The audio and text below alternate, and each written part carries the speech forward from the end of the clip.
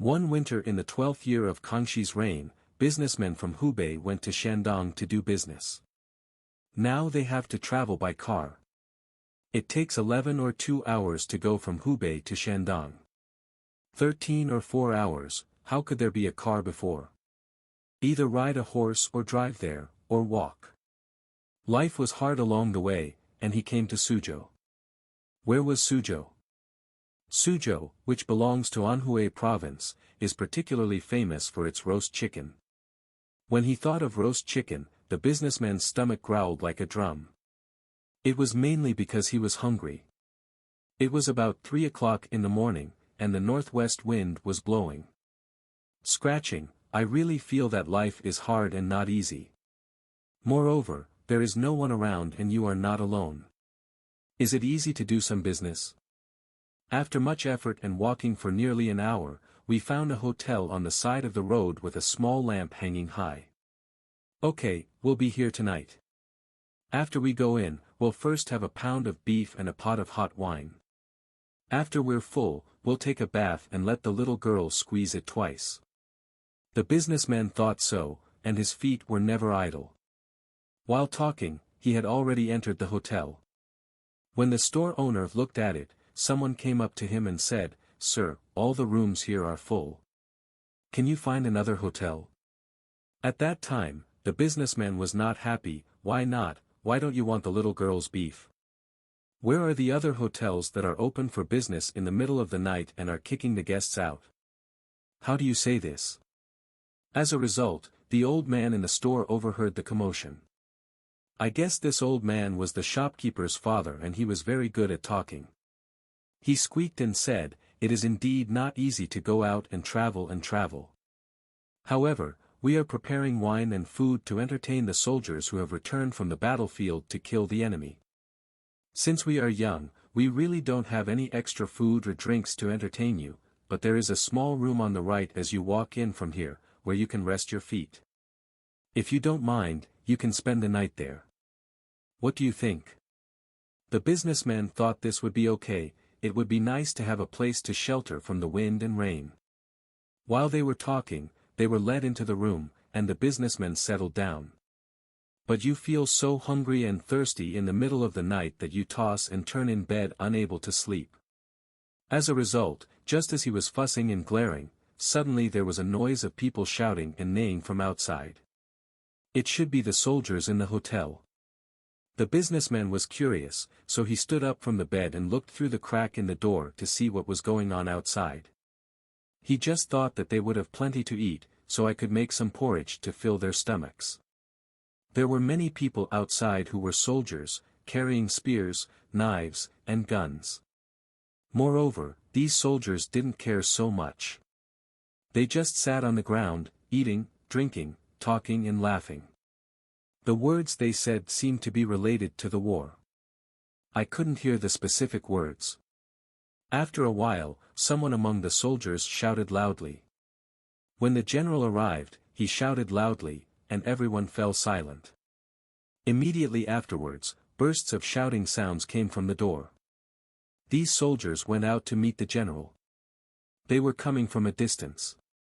Each of the two groups of soldiers held a paper lantern in their hands and walked in an orderly manner.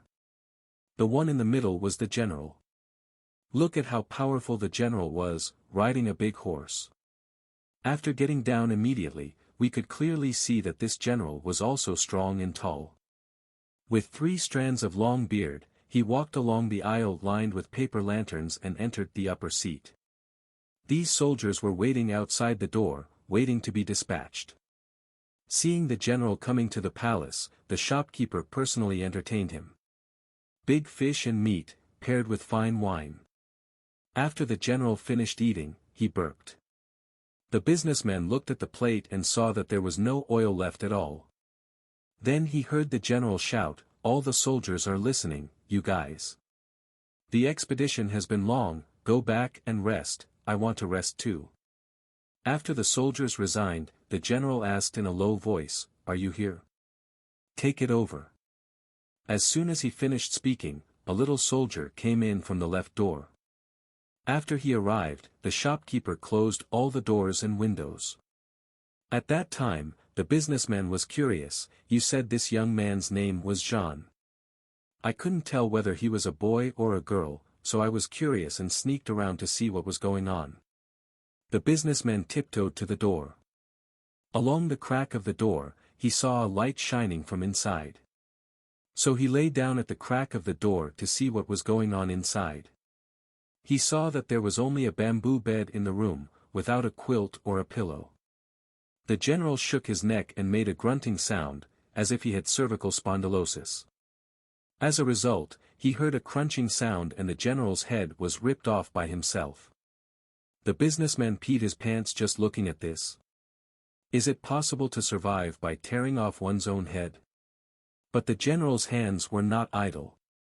He loosened his shoulders and let out 2 bangs, and his 2 arms came down, and were placed on both sides of the bed by the man named Jean. With only 2 legs left, he stood directly on the ground without falling. At that time, the businessman was almost crying. Could this be a human being? It must be a goblin, but it turned out that the one named Jean was even more cruel to me. Shake your body.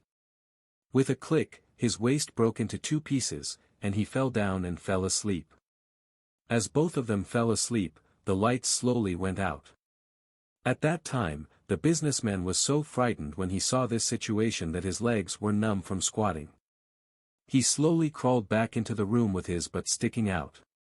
He was so frightened that he hid in the corner of the bed, covered his face with his sleeves and tried to sleep.